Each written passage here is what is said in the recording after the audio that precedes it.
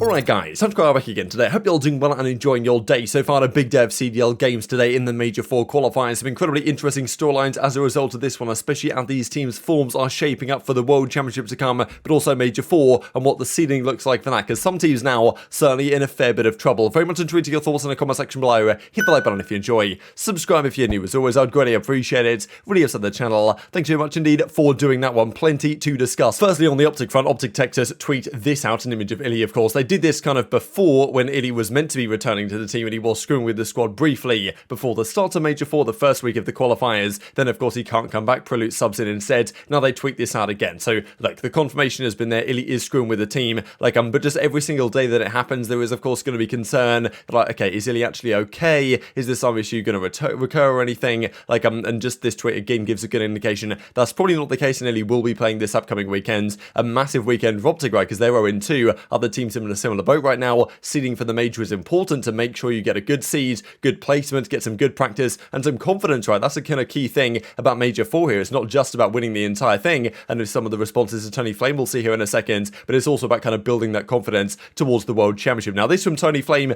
legendary developer on the Treyarch side, decides after 17 years designing 5 Black Ops games and World at War, leaving Activision, right? Of course, tough to say exactly his explanation for this, whether he just wants to change a pace, do something different, or whether that kind of mental toll that Activision and the way it's gone the last few years has taken on him has kind of pushed him away, right? But this is a big loss really for Call of Duty and for Treyarch, because Tony Flame, like, I remember meeting this guy at Anaheim in Black Ops 4. He used to go to like all of the events in that season, or at least some of them, for the Black Ops 4 season, because of course he made that game. He really enjoyed the competitive scene and what it was at the time, and there's few other developers really that are on the same caliber as Tony in terms of like what he's done for the competitive scene, Matt Sconce being one of them. But like, yeah, we're losing a few of these guys now, so it's not necessarily looking so good for, I guess, Treyarch's next game in 2024 if Tony Flame's not going to be there, because he's generally been a big advocate for kind of competitive, you know, integrity, balance, this type of stuff that we might not necessarily have anymore. So big loss there. There was, as you guys already saw, a lot of replies along those lines. But let's dive into the matches of today then. So FaZe and OpTic now officially confirms the only 2 teams that are going to be there at the World Championship, at least for now. Of course, there are going to be 8 teams at the World Championship, but only 2 so far have been confirmed, FaZe and OpTic being those 2. 6 spots left. So based on the amount of points right now and what could potentially happen, like, realistically for quite some weeks, there's been no way that OpTic can get overtaken. Of course, FaZe and number 1 seed, they're locked in as well. But it's official right now. Only these 2, I believe, are confirmed to be at the World Championship based on what could potentially happen for the rest of the year. But of course, look, it's of course these 2 in Seattle and other ones, especially London after today, are also pretty much locked in as well. This I thought was rather interesting from the CDL, to be honest, just because they threw out this one, which I don't know if you guys care about this or think it's a particularly big deal, but it kind of reminded me in a way of what happened when the kind of like throwing situation was going on, when the teams were meant to lose so they could play OpTic, right? And the kind of, well, they could avoid OpTic in the first round of whatever it was, Major 3. And people said it was arguably unprofessional from the league, that the league was kind of like implying that the team should effectively throw this game. And then they come up with this like FlopTic returns, trouble winning without iLLeY. So, you know, of course, I don't really mind this. I think it's kind of funny, but at the end of the day, the league coming up with something like FlopTic, it's pretty entertaining. I'm sure some people didn't take too kindly to it though. And something else, of course, that happened a few days ago was Toronto tweeted this one out. We would say we have a big match this week, but their average height is like 5'2". And as soon as I saw this, I was like, oh no,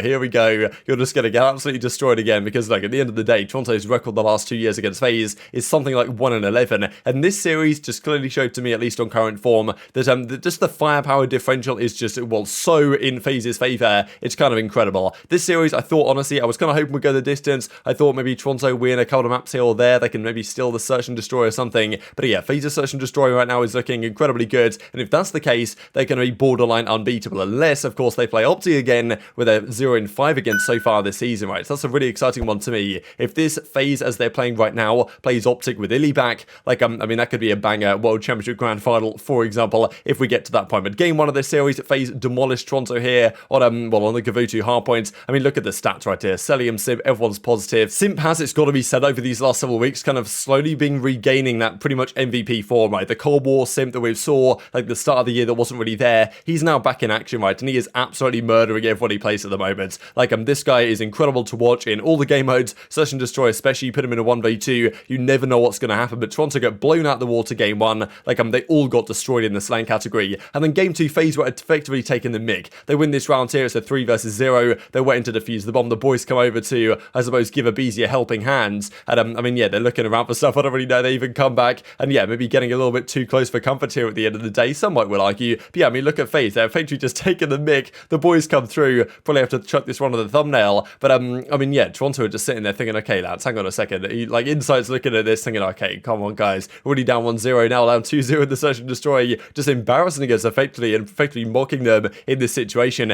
And then Simp did exactly the same thing game 3. Like, this was seemingly a very difficult situation for FaZe. They had a really difficult spot. Toronto did a pretty good job on their defenses, and then Simp on his defense. Like, I mean, look at him just taking over the game right here, killing absolutely everyone. The pistol, the auto, doesn't matter. Like, his pistols always have been insane. Watching him with the pistol is like no one else in the entire game. They take it to a round 5. A round 5, though, where FaZe have offense, and they win it regardless. I mean, this 3-piece from Simp, again, was just absurd. Gets the pistol out, gets 2 kills. Like, at called in his glide bomb, I think. I mean, look at this. The 2-piece from Simp right here to take down these two. The third one as well. This is vintage Cold War Simp. And, yeah, seeing that, of course, at this point, FaZe closed out the rounds, closed out the game as well. And that was a 3-0 sweep in their favour, right? And as Tactical Academy said, a pretty short story. We'd say we have a big match this week, and then get 3-0'd very quickly indeed. And certainly a rather scary sign for the opposition that, well, FaZe really looked this scary so far this season. Arguably not. They're really hitting form for Major 4 for the World Championship. Surely they've got to win one of those two for the rest of the season. Like, they're the only team, like, of the top dogs that hasn't won an event so far this year. Surely they win one of them. Do they win the big one, though? That, of course, is the big question right now. And as Simp says, I absolutely love the way we're playing, especially the Search and Destroys. Like, I mean, yeah, they demolished Thieves in it the other day. Now 6-2 in this one against Toronto. A scary sight indeed for the entirety of the rest of the league. And the stats are like this. Cellium, for once, doesn't have a 1.4. He only has a 1.2. His kind of traditional, either a 1.2 or between 1.2 and a 1.5, effectively. And it's Simp with a 1.5 today. Bance and CleanX got smoked on the SMGs. Just, I mean, yeah, I don't know. This Toronto team, I feel like, to me, it's kind of like outstayed its welcome in a way. I don't know if you guys know what I mean on that front. They're still a good squad, but they've just never been good enough to beat FaZe on a consistent level. That I feel like, you know, at the end of this year, it might be about time that they, you know, call it quits on this roster, do something else if they actually want to beat FaZe. Because teams like OpTic and Seattle built their roster to try and beat FaZe. Both of them have done that so far this year. Toronto have not, and they might have to look down a different route going into next season. Let's talk about the next series then, Minnesota versus the London Royal Ravens. This is a big one, especially for Minnesota, right? Because they come in here after getting 3-0'd by the Florida Mutineers last week. They needed a win here. They needed the 10 points, especially because Florida play London tomorrow. And London came out pretty much swinging in this series. Game 1 goes their way. A lot of highlights here early on, actually, but 0 and kind of in the middle of the game, nasty as well. Took over the game during the listen-in. Put a pretty substantial advantage on the board for London in the middle of the game, and then closed out in the map as well. 1-0 for London. They then went 2-0 up as well. Like, it was kind of incredible to me to actually watch London win a round 11 Search and Destroy. That is not something I thought I would see. But yeah, this Minnesota team, man, online they were so good last time, 5-0 online, and now they come in here, go down 2-0 against Ravens, end up losing this series 3-1. They do eventually win the control, but yeah, the Search and Destroy goes at London's way here. I mean, at this point as well, 4-4. They take it to a round 11 clutch of the game. A pretty good map for London this as well. Kind of surprised in a way Rokkr went for this one, but I suppose they think they're pretty good on it as well. But I mean, yeah, difficult times to be honest for the Rokkr guys, because now they start themselves off this stage really poorly indeed, and that puts themselves in a terrible position, not just for Major 4, but also for the World Championship to come as well. Whether they even qualify is very much up in the air right now. On this form, I'm not really sure they're going to be able to do that, especially because last time they were effectively onliners, and this time even their online performance has been pretty terrible so far. So really tough scenes, but maybe Ravens are just actually good again now, right? They played great this series, I thought. Gizmo back in the team, 2-0 since he's returned, so we'll see what they do against Florida Mutineers tomorrow. But 3-1 for the London guys. These are the overall series stats right here, relatively close in terms of the slaying department, but again, right, we see players getting decent numbers, but losing the series 3-1 with the majority of the respawns going in London's favour. Nasty had a great series to his credit, right? Most damage in the lobby, because usually he's not the guy dropping these crazy numbers, and Gizmo again being seemingly the enabler for the rest of this team. These were the standings then after that series concluded. Before we talk about the final one of the day, FaZe OpTic, we know they're guaranteed. Surge, of course, played next up. Ravens now 170. That's definitely going to be good enough for the World Championship. There's no doubt in my mind there. Toronto, though, still, I mean, 5th in the league in terms of standings right now. Like, they're just not good enough to beat FaZe on their day. I don't think they're good enough to win a tournament, but can they beat OpTic when they play the next weekends? That's another question. But certainly from their Major 3 performance, Toronto do seem to have regressed a fair bit. And Rokkr sitting here at 120, it's super precarious for them, especially with New York on the charge as well. And thankfully, they saved the best and the most interesting series to last. Boston versus the Seattle Surge. The Boston team that beat the OpTic guys, then got destroyed by Los Angeles Thieves, now plays the champion series. Especially because of Boston's difficult run to the end of these Major 4 qualifiers, I thought, damn, they've got a pretty tough time the next few weeks. They come out here against Seattle, the team that was all this talk about, okay, yeah, we're just really finding our groove, we're going to be really tough to stop, effectively looking for perfection, and then, well, all of a sudden they come game 1, and I was ready to roast Boston here, because I saw they were loading into a Bacage game 1, and I was like, wow, they've actually done it. They've ego-challed them here on Bacage against Seattle. I still believe, honestly, the best Bacage team in the game in terms of hardpoints, but they, well, Boston to say, look, we're better, we're going to challenge on it. In fairness, Vivid and Nero, in theory, should be practically dominant on this map. This should be a phenomenal map for those guys with the aggression they have. have. The same thing, frankly, on the other side of Seattle Surge. But, I mean, yeah, Boston are honestly built for a map like this. They were pretty good at it early on this season with Capsule, but Vivid just brings another level to this team, and it's mind-blowing to me that Florida actually just let this guy go. Like, okay, yes, internal conflict issues, whatever you want to say. Like, they shouldn't have just let him go to Boston, in my opinion, a team that, well, can now qualify for champs, which I'm sure they are going to do after this victory, and, well, potentially Florida won't even make it, and Vivid just demolished this game one. He went in the like 43 and 30, I think he was. This I thought was rather interesting here from CDs. He points out that some sort of glitch in the Codcaster where there's a Los Angeles Thieves watch on methods right here. Of course, they got destroyed by them the other day. All the talk was that was internet related, and maybe it is viable, right, given the fact that they've now taken down the Seattle Surge themselves. Game one, 43 and 30 here for Vivid. Like, I mean, yeah, both Vivid and Nero were monstrous this series.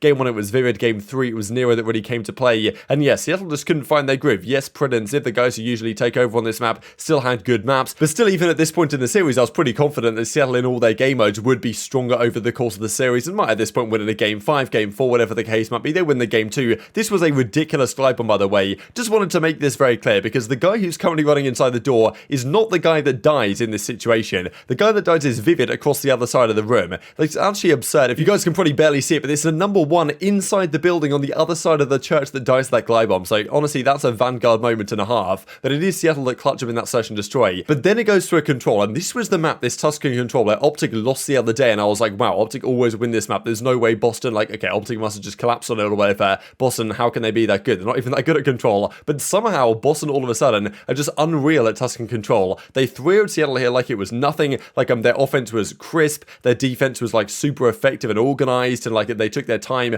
got the crucial kills, took down Seattle. I mean, to 3-0 a team again on Tuscan control for the second time in a couple of weeks is mad impressive here from the Boston Breach, and to do it to Seattle Surge of all teams, a team that, as well, Total points out, has not been 3-0'd in control all season. This was the first time Seattle have been 3-0'd in a control. That's a crazy stat to start with, right? But Seattle's so good at that game mode, they got 3-0'd here for the first time this year, and Nero was clearly the deciding factor here. He was going absolutely rogue inside the broken buildings, 30 and 13 on map 3 Tuscan control against the reigning champions to take it to a game 4 with their advantage. But Boston win it anyway, a great Berlin hardpoint for them. I thought they were incredible. Their rotations were so good. P1, P2, both on the second and third rotations, incredibly efficient. Like, honestly, similar like Seattle are pretty disjointed. Definitely not the kind of, well, definitely a pretty sloppy performance from them. They're going to be going back to the drawing board on this one and trying to figure out exactly what went wrong in this series. But Boston are absolutely loving it, right? To win 3 respawns in this series against Seattle to take the win, that's massive for them. Great performance really from the entire team, as Zenya says, right? Zach Zenya, their coach. Massive win for them in terms of standings as well. Pretty much solidifies their world championship spot, and it's now difficult for Seattle because their games don't get much easier, right? This was theoretically their easy game of the week. They play New York tomorrow. They win game 5, round 11 with them in the major 3, in winners round 1, so that's going to be far from easy. And on the flip side, Boston now go into a series against LAG full of confidence and looking nailed on, honestly, to beat LAG in this series, in theory at least, put LAG in a really tough spot for champs, solidify their spot in the winners bracket on the Boston side, so massive victory for them and a hugely important one as well as the season progresses. And these are the final stats to close out the video. Pred had a pretty good day. Simp though, off day for him. I'm sure Hector's going to be having some words on that one. And on the other side, it's Vivid and Nero with the 2 SMG guys. So much impact, and also the ones leading the line in the KD department. We're very much intrigued to your thoughts on all this stuff in the comment section below. Hope you guys enjoyed the video. If you did enjoy it, hit on the like button. Told you YouTube gods, this is a good video. I'd also like you should see it as well. And I hope grow the competitive Call of Duty community. Thank you as always. Take care of yourselves, and I'll see you next time.